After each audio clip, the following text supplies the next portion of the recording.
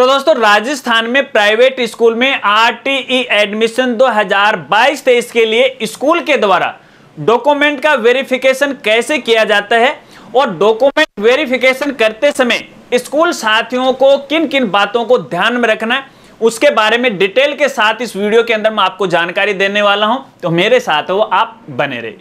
नमस्कार साथियों, मैं हूं आपका अपना साथी राजगुरु जी और आप देख रहे हैं राज स्कूल हेल्प यूट्यूब चैनल। तो चलिए वीडियो को शुरू करते हैं।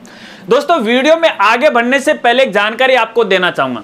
देखिए डॉक्यूमेंट वेरिफिकेशन को लेकर इस वीडियो के अंदर मैं आपको काफी जानकारी वो देने वाला हूं, इसलिए जो वीडियो काफी लंबी हो सकती है तो आप वीडियो को स्किप है वो मत कीजिएगा। जो भी मैं बातें आपको बताऊं उनको आपको जरूर फॉलो करना है।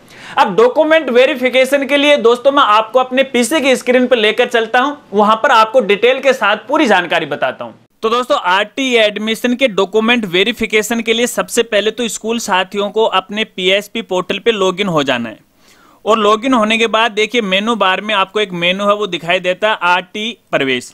आपको इस मेनू पे क्लिक करना है और क्लिक करने के बाद छात्रों की सूचना और उसके बाद विद्यार्थी डॉक्यूमेंट वेरिफिकेशन वाले ऑप्शन पे आपको क्लिक कर देना है। अब दोस्तों यहाँ पे डॉक्यूमेंट वेरिफिकेशन करने से पहले स्कूल साथियों को यहाँ पे 2-3 बातें मैं आपको बताना चाहूंगा। देखिए दोस्तों पहली बात तो ये है कि डॉक्यूमेंट वेरिफिकेशन करते समय आपको टाइम फ्रेम का खास तौर पे ध्यान रखना चाहिए, क्योंकि यदि डेट निकल जाती है तो फिर आप अपनी तरफ से डॉक्यूमेंट वेरीफाई नहीं कर पाओगे। अगर आप अपनी तरफ से लास्ट डेट तक अगर डॉक्यूमेंट वेरीफाई नहीं करते हो तो पोर्टल ऑटोमेटिक है डॉक्यूमेंट को वेरीफाई कर देगा, बाद में आपको इसको लेकर दिक्कत आ सकती है। इसके अलावा दोस्तों यहाँ पे दूसरी बात यह भी है कि देखिए जब भी आप डॉक्यूमेंट वेरिफिकेशन करो तो अब तक अपने स्कूल के अंदर फर्स्ट क्लास के अंदर नॉन आरटी के जितने भी स्टूडेंट हैं उनका आप एडमिशन कर लीजिएगा। यदि आपके स्कूल के अंदर पूर्व प्राथमिक कक्षाएं संचालित है तो उन सभी स्टूडेंट को फर्स्ट क्लास में प्रमोट कर दीजिएगा और नए एडमिशन की डाटा एंट्री है वो भी कर दीजिएगा, क्योंकि यदि आप जब तक नॉन आरटी स्टूडेंट के एडमिशन पोर्टल पे नहीं करोगे तब तक आप आरटी के स्टूडेंट का एडमिशन है पोर्टल पे नहीं कर पाओगे। इस बात को आपको खास तौर पे ध्यान रखना है। इसके अलावा दोस्तों एक सबसे बड़ी खास बात, देखिए जब भी आप डॉक्यूमेंट वेरिफिकेशन करो तो जितने भी अभिभावक के द्वारा डॉक्यूमेंट अपलोड किए गए हैं वो सारे जो डॉक्यूमेंट हैं जो लॉटरी निकली थी, लॉटरी निकलने की डेट से पहले पहले के बने होने चाहिए, चाहे वो स्टूडेंट के हो या फिर अभिभावक के हो। इस बात को आपको ध्यान रखना है। चलिए अब डॉक्यूमेंट वेरिफिकेशन करना शुरू करते हैं। तो दोस्तों देखिए जैसे आप यहाँ पे डॉक्यूमेंट वेरिफिकेशन वाली टैब पे क्लिक करोगे तो इस तरह से आपकी स्कूल के अंदर जितने भी यहाँ पे आवेदन आए हैं और जिन जिन अभिभावक या फिर स्टूडेंट ने रिपोर्टिंग की ऑनलाइन उन सभी की जो लिस्ट है आपको कुछ इस तरह से आपको यहाँ पे दिखाई देगी। अब यहाँ पे देखिए कॉलम के अंदर स्टूडेंट का नाम आ रखा है, आपको इसी नाम पे क्लिक कर देना है। अब जैसे आप इस नाम पे क्लिक करोगे तो क्लिक करने के बाद आप यहाँ पे देखोगे कि स्टूडेंट या फिर अभिभावक के द्वारा जो भी डॉक्यूमेंट अपलोड किए गए आपको यहाँ पे दिखाई देंगे। अब पहली बात तो यह है कि जब भी आप डॉक्यूमेंट वेरीफाई करो तो वेरीफाई करने से पहले देखिए यहाँ पे 3 क्रम संख्या है वो दे रखी है, 1 2 3 यहाँ पे दे रखी है और हर क्रम संख्या में वही डॉक्यूमेंट होना चाहिए। जैसे यहाँ पे निवास संबंधी या मूल निवास संबंधी डॉक्यूमेंट है तो वही डॉक्यूमेंट यहाँ पे होना चाहिए और डॉक्यूमेंट का जो नाम दिया गया है वही डॉक्यूमेंट इसके अंदर होना चाहिए। इसके अलावा दोस्तों यहाँ पे देखिए आयु संबंधी डॉक्यूमेंट इसी के अंदर अपलोड होना चाहिए और जो डॉक्यूमेंट का नाम दिया गया है प्रमाण के लिए वही डॉक्यूमेंट इसके अंदर अपलोड होना चाहिए।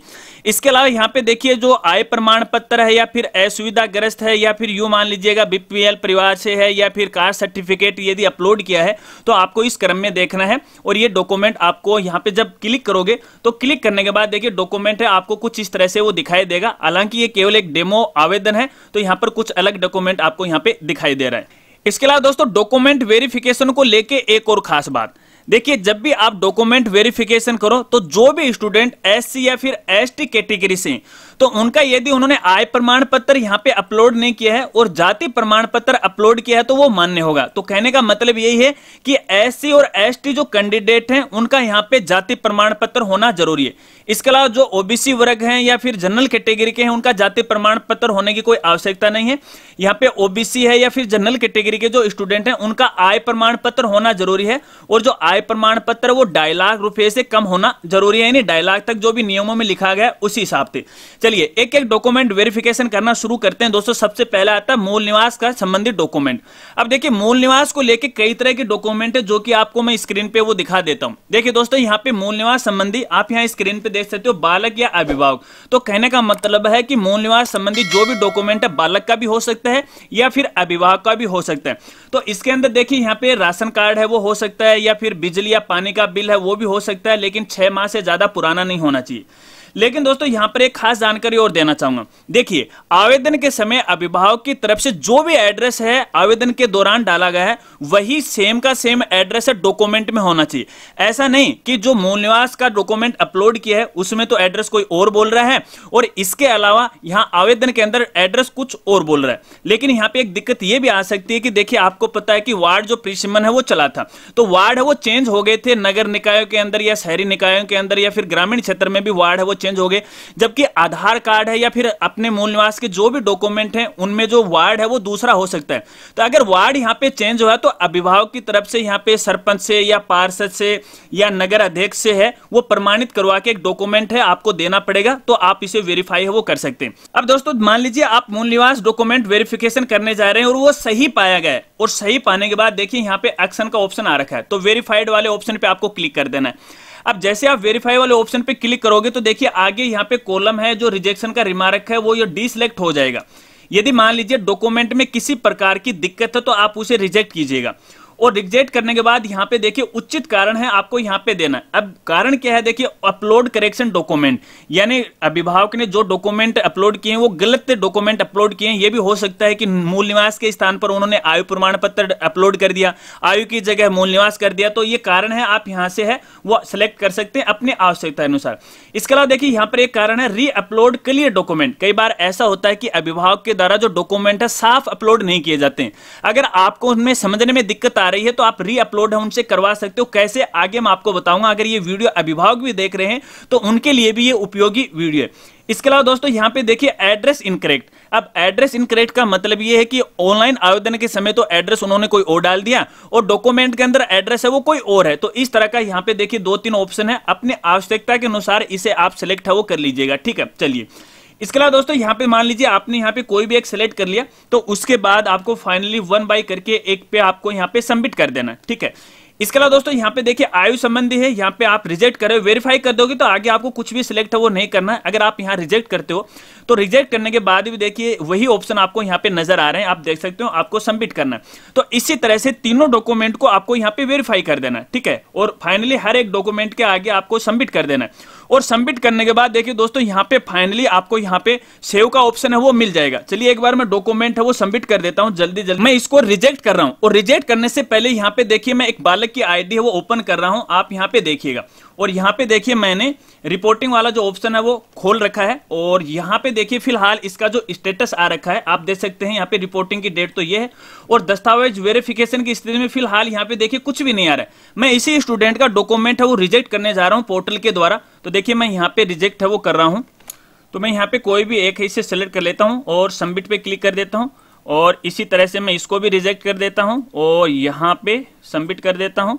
चलिए मैंने इसको भी सबमिट कर दिया। अब जैसे जैसे आप सबमिट करते जाओगे ना तो यहाँ पे देखिए डेट है वो आती जाएगी, और वेरिफिकेशन की स्थिति वो भी आपको यहाँ पे नजर आ जाएगी।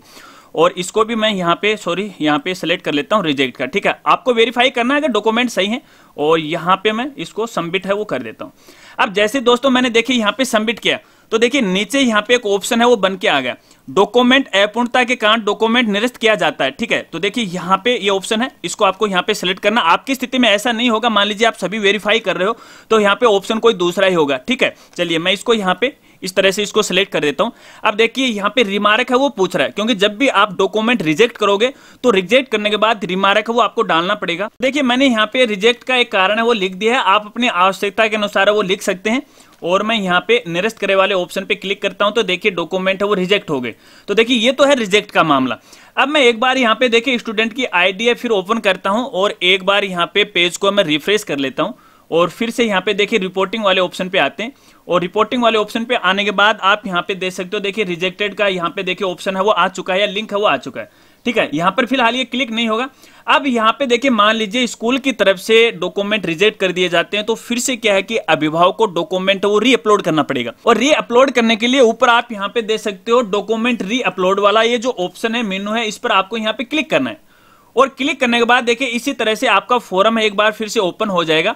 और यहाँ पे देखिए सभी जो चीज है वो एक्टिव हो जाएंगे। यहाँ पे जो भी डॉक्यूमेंट है, पुराना वाला डॉक्यूमेंट आप यहाँ पे देख सकते हैं, ठीक है, इस पर क्लिक करके डॉक्यूमेंट आप देख सकते हैं। और जो भी डॉक्यूमेंट आप री अपलोड करना चाहते हैं उसे अपलोड है वो कर दीजिएगा। और दोबारा, क्योंकि यहाँ पे देखिए तीनों ही डॉक्यूमेंट है वो रिजेक्ट किए गए हैं, तो यहाँ पे देखिए 3 कॉलम बन के आ गए। अगर स्कूल के द्वारा एक डॉक्यूमेंट रिजेक्ट किया गया है तो 1 कॉलम बन के आ जाएगा, अगर 2 किए हैं तो 2 कॉलम आपको यहाँ पे नजर आ जाएंगे। ठीक है, तो इसी तरह से आपको यहाँ पे री अपलोड करना है और फिर आपको सुरक्षित करना है, तो ये डॉक्यूमेंट चेंज हो जाएगा। और फाइनली आपको यहाँ से जो डाटा है वो लॉक कर देना है, क्योंकि जब तक आप लॉक नहीं करोगे तो आपके डॉक्यूमेंट है वो रीअपलोड नहीं होंगे। तो देखिए इस तरह से अपन डॉक्यूमेंट है उसका वेरिफिकेशन या रिजेक्शन है वो कर सकते हैं, शायद आप समझ गए होंगे। और यहाँ पे देखिए स्कूल साथियों को एक राय और मैं आपको देना चाहूंगा। देखिए जब भी आप बालक के डॉक्यूमेंट का वेरिफिकेशन करो तो बालक का जो डॉक्यूमेंट है उसके ऊपर सही जानकारी होनी चाहिए, जैसे उसका नाम है, पिता का नाम है, उसकी जो डीओबी है। और डीओबी को आप खास तौर पे ध्यान रखना, क्योंकि कई बार पोर्टल पे डीओबी अलग होती है जब उन्होंने आवेदन किया था, और डॉक्यूमेंट में है वो डीओबी अलग होती है। तो स्टूडेंट का जो आधार कार्ड है, तो आधार कार्ड के अंदर उसकी सारी जो स्पेलिंग है या फिर उसका नेम है, माता पिता का नाम या जो भी उसकी डीओबी है, उसको आपको सही जांच करना है। अगर गलत पाया जाता है तो आपको रिजेक्ट है वो कर देना है। इसके अलावा अभिभावक को यहाँ पे राय देना चाहूंगा, देखिए जब भी स्कूल के द्वारा कोई डॉक्यूमेंट रिजेक्ट कर दिया जाता है तो उसकी जो सूचना है आपके मोबाइल के ऊपर एक टेक्स्ट के रूप में है वो आ जाएगी, तो उसमें आपको यहाँ पे पता लग जाएगा। और वैसे देखिए आप इस पोर्टल में लॉगिन करोगे तो यहाँ पे देखिए जो कारण बताया गया है स्कूल के द्वारा कि आपका डॉक्यूमेंट है वो क्यों रिजेक्ट किया गया, उसका कारण तो यहाँ पे फिलहाल नजर नहीं आएगा आपको, लेकिन एसएमएस के द्वारा आपको सूचना मिल जाएगी कि आपके डॉक्यूमेंट में क्या कमी हो पाई गई है। तो आपने ऑनलाइन आवेदन के समय जो नंबर डाले, मोबाइल नंबर, उसी पे आप मैसेज है वो देख लीजिएगा। तो दोस्तों इस तरह से स्कूल साथियों के द्वारा डॉक्यूमेंट का वेरिफिकेशन किया जाना है, शायद आप समझ गए होंगे। इसके अलावा डॉक्यूमेंट वेरिफिकेशन को लेके और भी आपके सवाल हैं तो आप वीडियो के नीचे कमेंट कर सकते हैं, या फिर आप मुझे इंस्टाग्राम पे फॉलो करके वहां पर भी इसके बारे में अपनी समस्या मुझ तक पहुंचा सकते हैं। मैं आपकी पूरी हेल्प करने की कोशिश करूंगा। अगर वीडियो जानकारी आपको अच्छी लगी हो तो यार वीडियो को लाइक कर देना और इस वीडियो को ज्यादा से ज्यादा अपने दोस्तों में भी शेयर कर देना। और चैनल पर पहली बार आए और अभी तक इस चैनल को सब्सक्राइब नहीं किया है तो चैनल को सब्सक्राइब कर बेल आइकन दबा के ऑल नोटिफिकेशन है उसे भी जरूर ऑन कर लेना, ताकि इसी प्रकार से नई नई वीडियो की जानकारी वो आपको मिलती रहे।